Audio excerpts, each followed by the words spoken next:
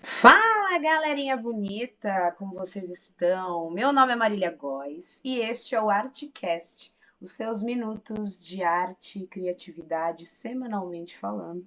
E hoje nós temos uma entrevista muito especial, particularmente muito especial, e acho que para o Rodrigo, que está aqui comigo, também é um tema que me interessa, um tema muito falado nos últimos tempos e acho que não para menos. Mas antes de mais nada, vou falar um pouquinho aqui sobre o Rodrigo, peço licença aqui para todos para falar, mas Rodrigo Lima, também sou Lima, Rodrigo, antes de mais nada, o meu nome também tem Lima, então somos parentes distantes. Mas Rodrigo Lima é de Mesquita, Nova Iguaçu, ele é poeta, ator, diretor teatral e ele é formado pela CAL em 2017. Ele tem uma carreira com muitos prêmios dentro do teatro, e isso é uma honra de falar, porque teatro assim, para quem trabalha com teatro, meu enorme respeito, porque é uma área dificílima no nosso país e é para brindar em pé. E ele também dramaturgo, o que, ao meu ver, é o que a gente mais precisa para o teatro contemporâneo, pessoas que pensem o teatro e novas formas de contar histórias. Então ele é dramaturgo, também recebeu inúmeros prêmios dentro da dramaturgia. Seus trabalhos que estão dentro da maior relevância tem o Rinoceronte, que é um texto que eu gosto muito, e a gente pode falar um pouquinho também desses textos que você passou. Você também tem hoje um projeto dentro da literatura, que é o que a gente vai falar aqui especificamente, encabeçando, o Rodrigo encabeça a organização de Genipapo Urucum e um Padê Parechu, 7 escritas de encruzilhadas, uma série de 7 livros de novos autores que serão lançados agora, pré-dia de Ogum, e é um ótimo dia para começar. E a gente vai falar um pouco sobre isso. Vamos conversar então hoje sobre muito Exu, muito teatro, e espero que aqui todos venham com muita energia, porque aqui já estou. Antes de mais nada, então, Rodrigo, quem é você? Você falando de você, eu sei que é muito difícil essa pergunta, mas eu quero que você fale um pouquinho pra gente quem é o Rodrigo, como o Rodrigo chega para essa estreia que vai acontecer agora nesse mês de abril, mas como que aconteceu aí sua história na arte, sua história com o Exu? Quais são essas encruzilhadas para chegar até aqui? Conta para mim. Primeiro, axé, né, com toda essa Axé. palavra, com todo esse início aí que você propõe nessa conversa e começando saudando, né, saudando a minha ancestralidade, saudando quem também está me acompanhando de alguma forma no plano espiritual, que para mim é o plano terreno também, né? As coisas não estão uma em cima da outra, as coisas estão acontecendo ao mesmo tempo, né? E acho que a arte, ela é esse caminho de conexão. Para mim, se tornou esse ponto, né? Então, primeiro saudando assim, dizendo que eu sou toda uma ancestralidade, né? Um preenchimento dela, né? Buscando me preencher da minha ancestralidade para, né, assim colocar em serviço tudo aquilo que veio antes de mim e como eu posso, através do que eu encontrei como uma forma de expressão, que seria o teatro, a escrita, a, né, a comunicação nesse lugar, né, das artes, a forma de colocar no mundo um pouco do que eu vejo e do que ele me passa, né? Então, meu caminho se inicia de uma certa forma, né, numa infância muito bem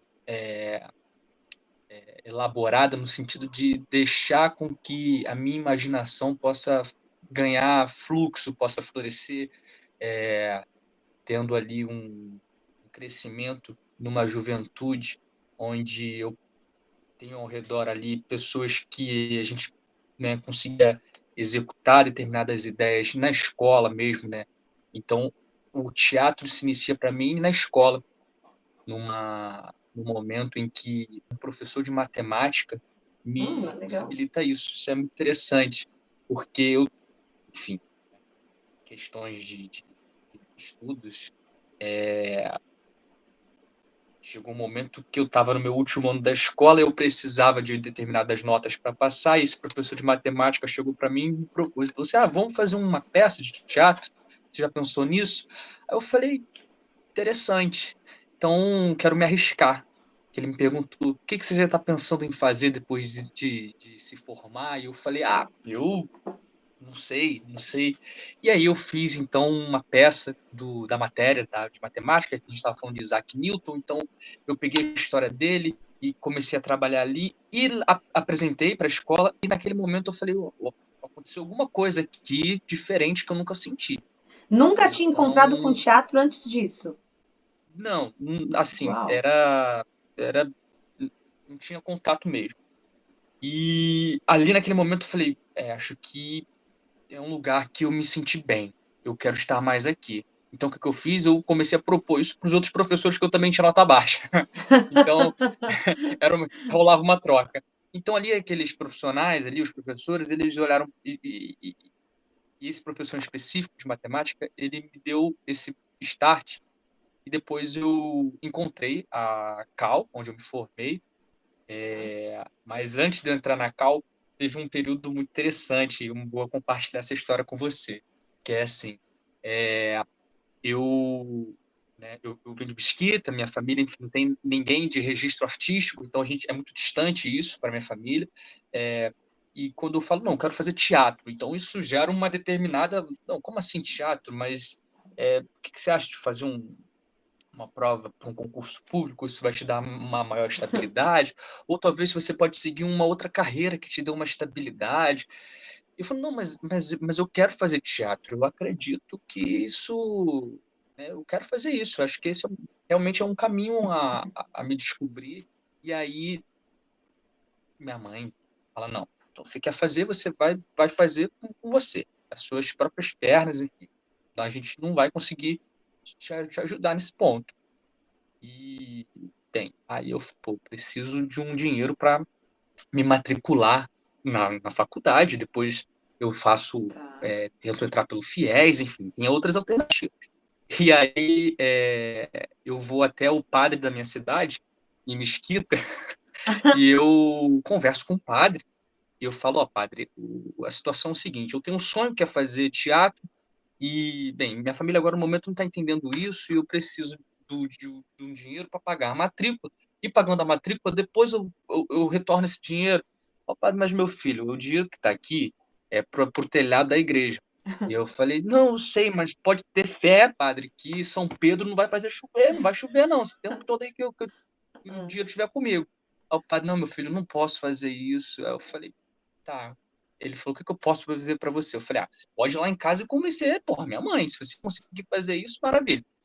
Aí corta, 6 horas da tarde, eu não sabia que a visita de um padre na casa de uma pessoa era algo muito, né, grandioso, ainda mais minha família, que vem, uma família que vem dentro de um berço católico muito forte, que isso lá na frente depois eu vou trazer para você essa referência da Umbanda, como a Umbanda chega, né? Tá. Mas aí, continuando aqui, aí chega o padre lá em casa e o padre fala, não, tô aqui, ninguém estava entendendo nada, porque o Rodrigo hoje à tarde, aí nisso, quando falou o Ai. Rodrigo hoje à tarde, foi lá na igreja, aí pronto, aí minha mãe falou, não, podia aparecer Jesus que nada iria mudar, né, que minha mãe propôs. É, Então, eu não fiz a Cal nesse primeiro semestre de tá. 2014. Eu comecei a trabalhar como porteiro Mas em a uma sua escola família de ficou balé. brava porque Depois ele foi na sua casa, porque você tirou o padre do fi- sossego? ficou porque achou que ia ter excomungação, achou que ia ter alguma coisa ali desse tipo, mas ficou. E aí, Mas esse é o primeiro Exu da aí sua eu, vida. Seu tranca-rua exatamente. aparece na sua casa te dando Uhum, liberação para você ir para a vida. pra vida. E aí, assim, aí eu vou, começo a trabalhar, juntei uma grana e consegui entrar na faculdade. Mas existe um ponto muito interessante nessa história, porque eu converso até com a minha mãe sobre isso. Na época, eu não entendi muito bem essa atitude, mas foi uma atitude que talvez eu recebesse essa, de uma forma assim, vamos falar, de mão beijada. Ah, tá bom, você quer fazer. Talvez a proatividade que eu tenho hoje em determinadas ações, talvez isso não seria desenvolvido como eu desenvolvi. Não que eu não Uhum. teria. Teria, eu teria. Mas, assim, eu tô colocando assim, eu olho para essa situação como uma das formas que me ajudou a desenvolver hoje uma característica que eu busco estar sempre em desenvolvimento, né? Então, eu chego ao teatro. Eu chego ao teatro, de fato, no segundo semestre de 2014, na Casa de Arte de Laranjeiras, onde tudo se abre para mim, onde mundos se apresentam para mim. Eu saía de Mesquita até Laranjeiras, isso dá em torno de 2 horas, né? Então, eu Tá. saía de casa assim, umas 5h30 da manhã, pegava o trem das 6, eu chegava 8 horas da manhã em Laranjeiras, 8h30, Uau. quando, Tá. né? Isso assim, com todos os problemas de trânsito, de transporte público, eu pegava trem, metrô e ônibus. Eu pegava 3 conduções para chegar na faculdade. Caramba. Então, uma realidade outra, assim. Então, né, se a gente já está falando como Exu se apresenta na minha vida, imagina esse percurso, essas travessias, essas Total. encruzilhadas, esses cruzamentos da cidade. Então, eu passo a entender a cidade, eu passo a compreender a cidade, a vir, por exemplo, de um lugar que é a Baixada Fluminense, né, Mesquita, eu atravesso toda uma linha, né, que é para chegar na Central do Brasil. Eu conheço diversos territórios nessa minha passagem para chegar até a faculdade. Então, de alguma forma, é, esse corpo vai atravessando territórios e vai se transformando também em territórios e vendo, por exemplo, que existem inúmeros rios de Janeiro dentro do estado do Rio de Janeiro, principalmente dentro da cidade do Rio de Mas Janeiro. de alguma forma, e Exu pra gente tem essa. Eu também sou um bandista. E eu acho que aqui Uhum, que a gente se encontra, assim, e talvez seja porque a gente tinha que se encontrar. sim. Mas não é fácil, né? A gente tem uma visão. Eu também venho de uma família católica e tudo mais, e tem uma visão de que Deus, anjos, sei lá, santos católicos vão entregar tudo muito fácil, você pedindo, e precisa ser. E Exu não, Exu é difícil, ele entrega algo muito difícil. Ele entrega um fio embolado, ele entrega um nó e fala assim: é isso que você tem, né? Você quer um fio, tá um nó. Você quer água, toma um copo e vai buscar sua água, né? E aqui ele estava te entregando o Exatamente. teatro, que já é, dentre todas as linguagens e ferramentas e formas de se comunicar com a arte, uma das mais complexas e mais encantadoras que tem. E ele te apresenta dessa forma, né? Toma, vai lá. Você quer Exatamente. muito? Então é assim. É. Então, é exatamente esse ponto, assim, né, de Exu, assim, entendimento, assim, que eu vim descobrindo até nesse projeto do catálogo editorial, que Exu é um grande pedagogo. Tem até um livro muito importante dentro das minhas leituras para a realização desse projeto, que é Pedagogias da Encruzilhada, do Luiz Rufino, e onde eu encontro, né, essa proposta de Exu como um pedagogo, né? Então as coisas ficaram muito mais palpáveis para mim. Mas quando eu chego no teatro e todos esses percursos, eu recebo um convite de um amigo lá da faculdade que ele fala: Olha, você já foi na Umbanda? Eu falei: Não. Na minha casa nunca se falou de orixá, na minha casa nunca se falou nem essa palavra orixá. A gente não se falava sobre isso, não se falava sobre Xangô, Oxalá, Yansan, Exu. Nunca ouvi essas palavras, esses nomes chegarem da minha cabeça. Nem ao redor, assim, da minha família. Então, como chega isso para mim? Eu tinha uma experiência que eu passava na frente daquelas lojas de artigo de Umbanda, Candomblé, e lá tava lá umas. Eu sempre conto essa história porque eu acho que é fundamental isso, passar essa informação. Assim. Eu passava na frente e lá tinha, por exemplo, a imagem do seu Tranca-Rua, a imagem de Exu Caveira, a imagem da Cigana, da Uhum. Pombagira. Eu me benzia eu me benzia. E eu me benzia, eu achava que aquilo dali era uma coisa ruim. Eu me benzia, eu me benzia, eu me benzia. Isso eu Ah, se tinha benzendo de proteger. meus. Tá, ok. Exatamente, me benzer de proteger nesse lugar aí, Aham, para você ver como vai acontecer esse polo, esse polo desse personagem, né? Vamos lá. aham. Então, assim, então me benzia, eu tinha medo daquelas imagens. Eu não conhecia absolutamente nada, mas eu tinha medo. E eu conversando, quando eu conto essa minha história para as pessoas, elas falam, cara, eu me identifico aí nesse ponto. E aí, passou anos, né? Eu tô te contando uma história da minha adolescência. E aí, quando eu tenho, então, 20 anos, esse meu amigo fala, vamos numa gira? Acho que você vai gostar, porque você vai ver que existe muitos símbolos que dialogam com o teatro. Eu falei, Sim. tá, vamos lá. Então, eu vou nessa casa, nesse centro, e aí ele me apresenta o lugar. Aí ele fala, ó, vai ter uma gira aqui de caboclo e de Exu. Aí foi me explicando, mas não precisa ficar assustado. Eu falei, não, não, tudo bem, eu tô aqui, tô me sentindo bem. Você acredita que quando toca o atabaque a primeira vez e eu começo o primeiro ponto, eu começo a cantar o ponto e todos os pontos daquela gira, e aí no final eu falo assim, cara, como é que isso aconteceu? Porque eu nunca vi isso, eu não conheço, eu não tenho aproximação disso.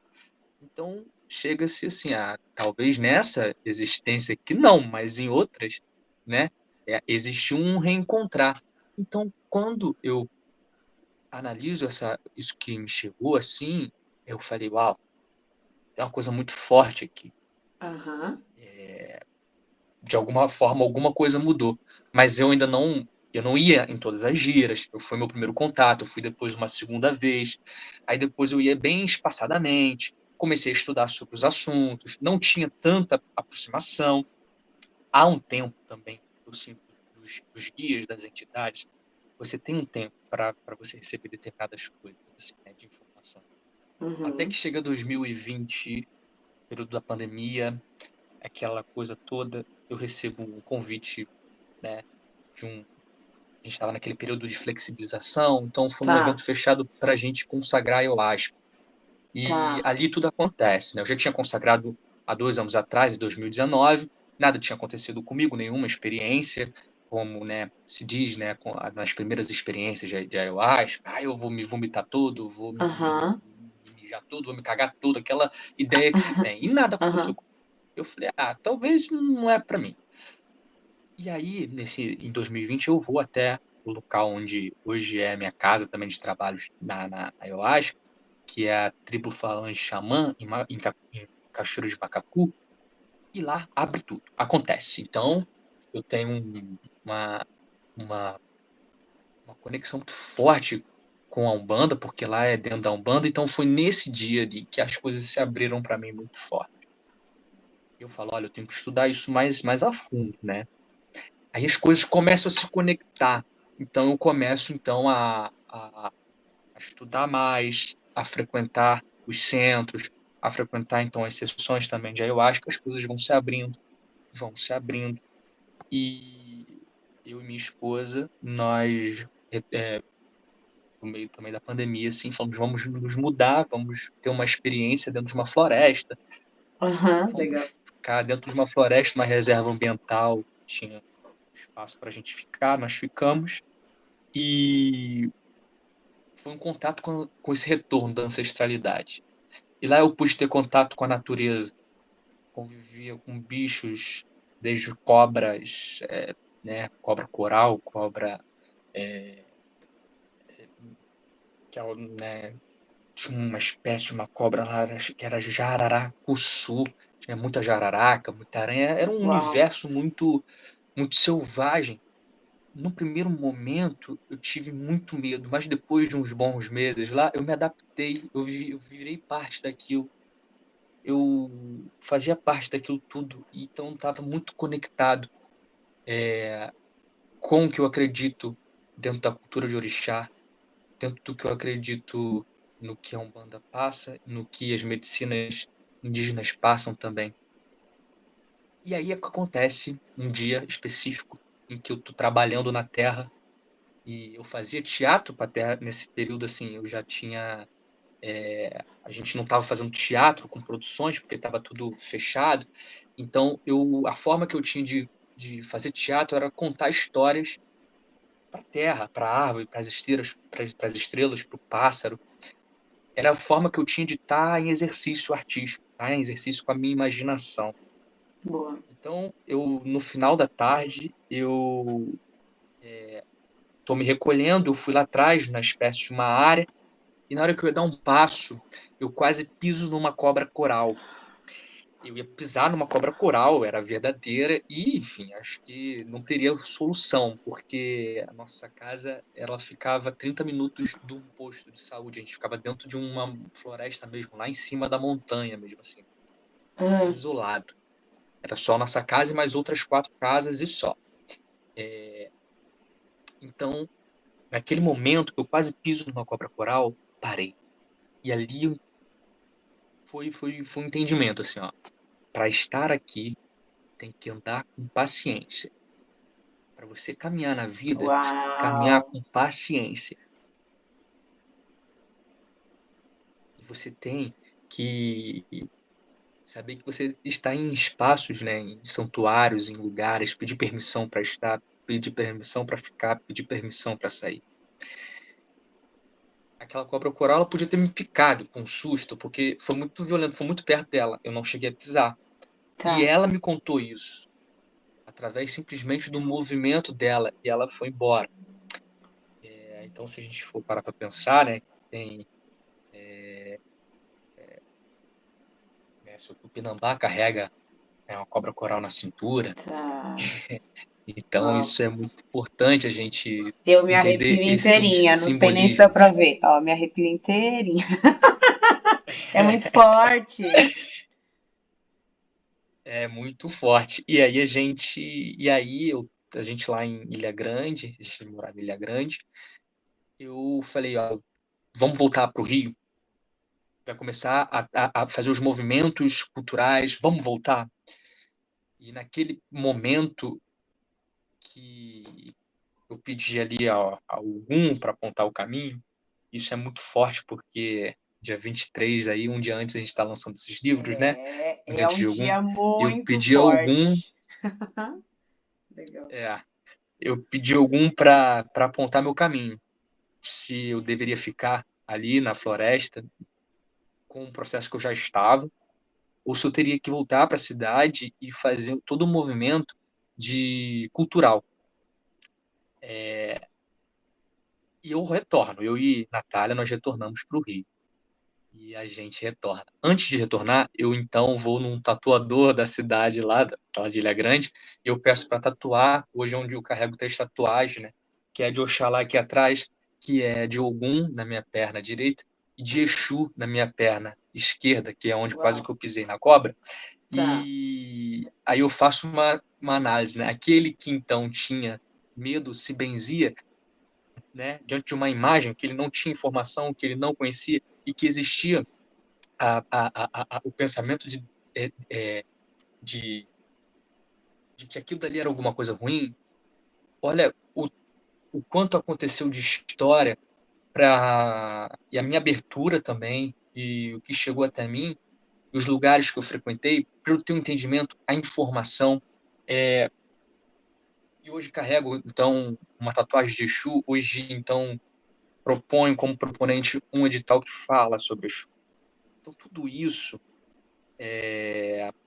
para dizer que a gente parte de opiniões e de ideias que a gente não tem informação. Como é que Uhum. eu posso dizer que aquilo dali é uma coisa ruim se eu não pratico aquilo, se eu não conheço aquilo na prática? Como é que você pode dizer, então, que Exu é demônio se você não conhece a prática, se você não está ali naquele Uhum. ritual, naquele culto?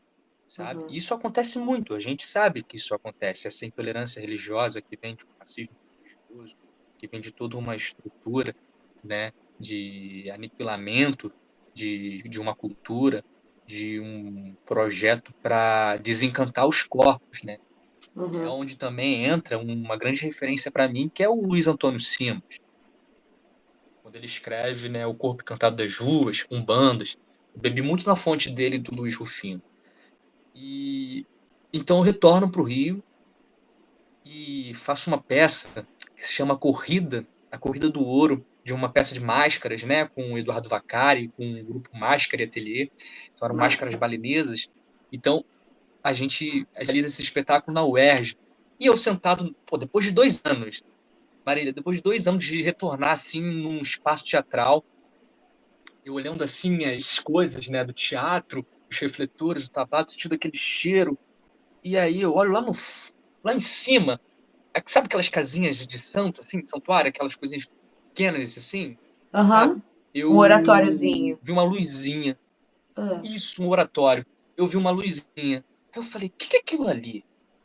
Aí eu olhei assim, eu falei, rapaz, que é a imagem de São Jorge ali? Que isso? ele estava te Que dando a isso? resposta que você Eu sempre pediu. estava me dando a resposta. E outra coisa, eu já tinha frequentado aquele teatro, já tinha feito trabalhos ali, eu nunca vi aquilo. Eu nunca tinha visto. E eu falei com um rapaz da falei, isso vocês colocaram agora, depois da pandemia? Ele, não, isso daí, pô, tava aí desde sempre. Eu falei, que isso? Ele, tá desde sempre aí, tu nunca viu não? Eu falei, não. E tava lá. Ali eu tive Uau. confirmação. Eu escrevi, isso eu tô te falando, para a gente se localizar no tempo e espaço, isso é março de 2022. Tá. Março, abril de 2022. Em dezembro de 2021, que eu estava todo nesse processo de retornar para o Rio, né? Eu escrevi um projeto que é o Genipapo Urucum Padê Parexu, Sete Escritas de Encruzilhadas. Eu escrevi ele dentro da Tá. floresta, com toda a energia. E aí vim para o Rio. A gente veio para o Rio, passei esse período do espetáculo, de repente saiu o resultado lá da contemplação, fomos contemplados no Tá. catálogo editorial. E foi então a primeira vez que eu fui contemplado no edital grande. Ano passado eu escrevi para 6 editais e nós conseguimos passar para 4. Tá. Né? Então, assim, eu nunca tinha feito uma escrita para edital, eu nunca tinha feito esse movimento. Mas o que foi que me fez ter isso? Me responsabilizar por falar assim, eu vou escrever, então eu vou me colocar como responsável disso aqui. Eu vou buscar ter o conhecimento de fazer uma planilha orçamentária, de fazer uma apresentação, disso, daquilo, de chamar as pessoas, tá? Me responsabilizar pelas funções. E o que é Exu? Se não aquele que vai te proporcionar o quê? A sua responsabilização sobre as suas ações, sobre os seus atos. Ele é pedagógico, é pedagogo, Bom, é. Faz né? todo sentido. Mas quando você escreve o edital, você convidou as pessoas depois, porque são sete livros, ou essas pessoas elas Uhum. escrevem junto o edital? Porque isso é curioso, como você escolhe essas pessoas para estar com você, porque é uma Uhum. responsabilidade muito grande. Quem são essas pessoas que vão trazer essas palavras? Para quem você está dando voz? Já que você está sendo o cara que está dando caminho, né? Que está sendo responsável pelo caminho. Uhum. Então, como acontece esse encontro com essas pessoas? Cara, muito interessante isso que você traz, Marília, essa pergunta. Então, eu escrevo tudo em 3 dias, né? 3 dias ali para o edital fechar. Eu já estava já num processo de me alimentar da ideia. Meu processo de escrita é muito assim: eu vou me alimentando, vou construindo internamente. E aí, quando eu me sinto preenchido né, do que eu me nutri, eu coloco isso no papel. E aí eu falo, pô, quero fazer um catálogo editorial. Aí eu peguei, liguei para obter informações para a editora, para obter informações técnicas primeiro. Aí depois que eu peguei toda essa parte técnica, eu falei, tá, quem eu vou chamar? Então, eu comecei a fazer né, ficar pensando ali em pessoas e começou a surgir as pessoas na minha cabeça. E aí eu liguei pro Bruno Olivieri primeiro, falei, Bruno, ele é compositor, cantor, tem uma banda chamada Tucum, um grande poeta também. E eu falei, olha, Bruno, estou com um projeto aqui que propõe uma escrita decolonial, em relação aos 200 anos de Brasil, ao pensar o Brasil,